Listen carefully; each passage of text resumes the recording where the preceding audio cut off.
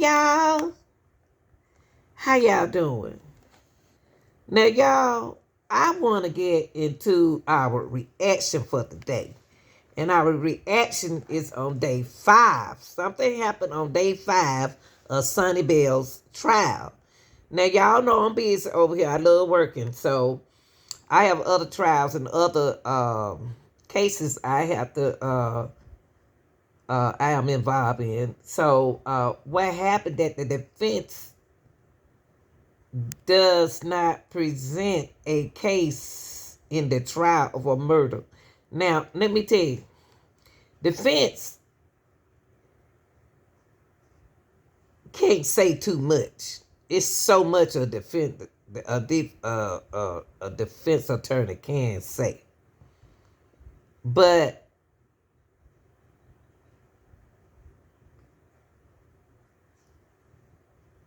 he can't. If you're gonna go in the courtroom and you're going to defend yourself, then you don't need that man sitting on the side of you. So what happened was this dude, they removed him from the courtroom. This is one of the suspects. First of all, you shouldn't be shooting in nobody's car and you don't know if any children in it or not. You don't need to be doing that no way. Somebody shot at me, so I shot back. That's what he said. Why he say that? Why did he say that in his case? This can hinder his sentence. It can mess him up. He should have just sat there with his mouth closed. By him saying somebody shot me, so I shot back. That one of the worst retaliation you should have said in front of the court and the judge. You just convicted yourself. And your family back there looking. I don't know if that's your family. They looking like, boy, why you say that? So let's get into it. Look how he looking at you. Like, boy, you said that. But look, let's listen what happened, y'all. He was removed, okay, from the courtroom after the closing argument. So we'll get into the closing argument.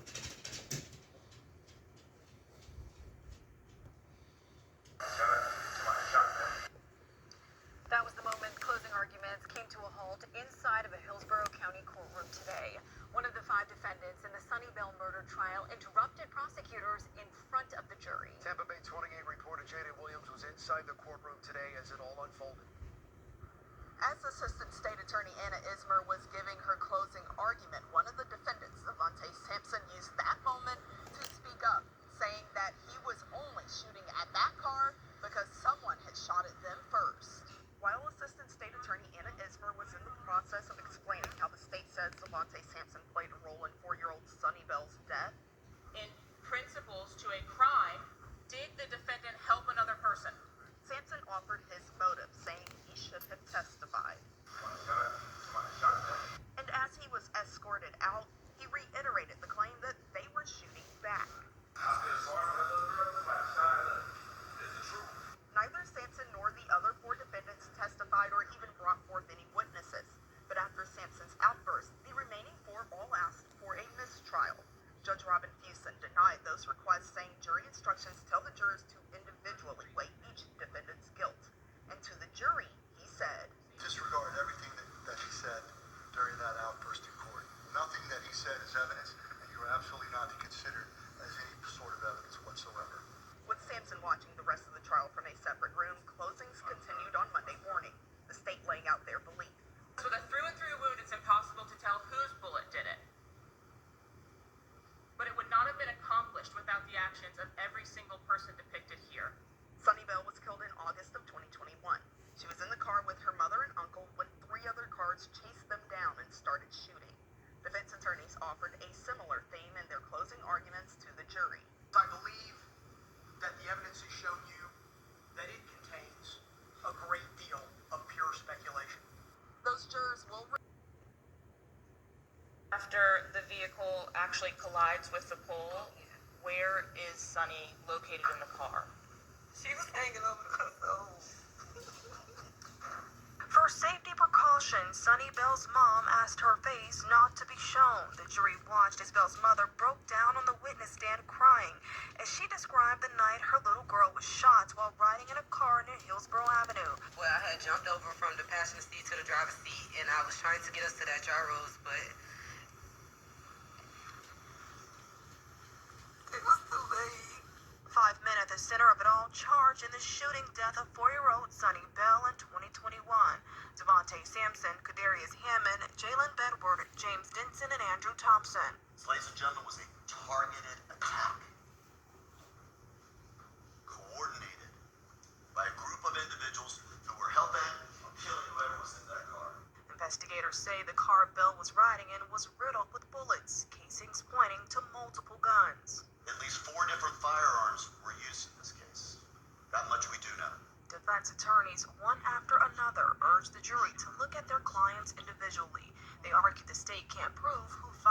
intentionally shot or that their clients knew a murder was about to happen.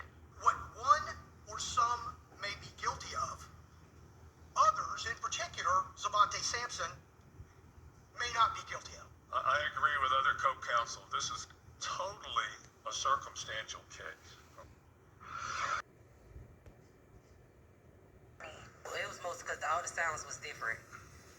You mean the sounds of the shots themselves? Shots, they was making the sound like the first shot was like tat, and then the next it was like tat tat tat tat tat tat tat tat tat tat. Leading to Harrison crashing into a pole when she tried to drive away after her brother jumped out of the driver's seat and ran. One bullet went through her body, punctured her heart, punctured her lung, and killed her. The prosecutor says everyone involved should be convicted of murder. This, ladies and gentlemen, was a targeted attack, coordinated by a group of individuals who were hell-bent on killing whoever was in that car. Now, 5 men are on trial for Suni's murder. ZVANTE SAMPSON, Jalen Bedward, James Denson, Quandarius Hammond, and Andrew Thompson. It doesn't matter which one fired the killing shot, they all worked to make this happen.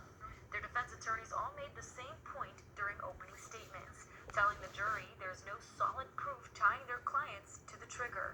They argued much of the evidence is circumstantial and the state can't say for sure who fired the shot that killed Suni. What we don't have is any direct evidence that incriminates Andrew Thompson.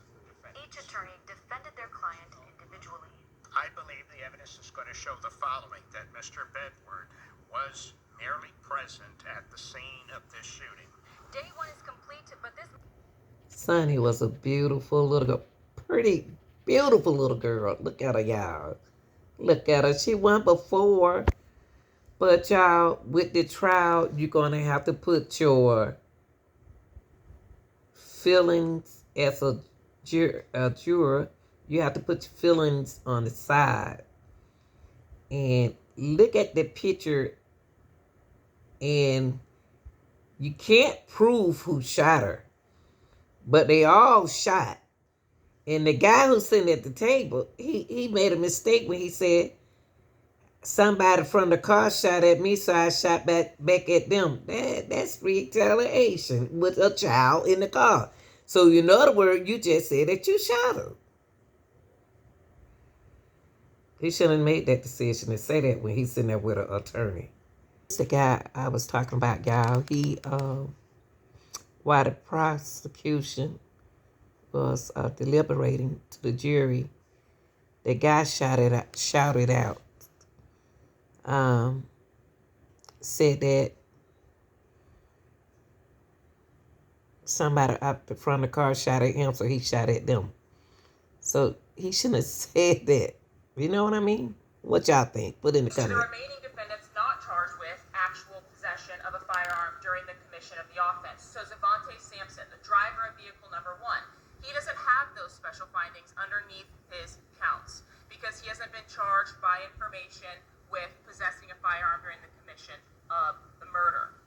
He's charged as a principal, as an aider to ensuring it happened, as the driver during the course of the murder, as encouraging the other defendants, telling them before they jump into the vehicles and chase after the victim's car that's just passed by the Chevron. He doesn't have special findings, but he has the same result. He's guilty of murder just as are his co-defendants. We talked about motive versus intent. Motive is not what needs to be established. There are counts for which the intent of the defendants needs to be established. In principles to a crime, did the defendant help another person?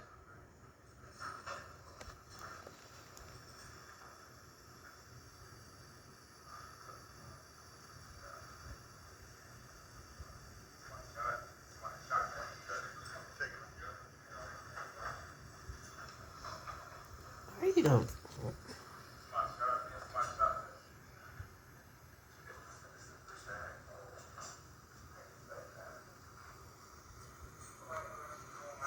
Shouldn't have said nothing, baby.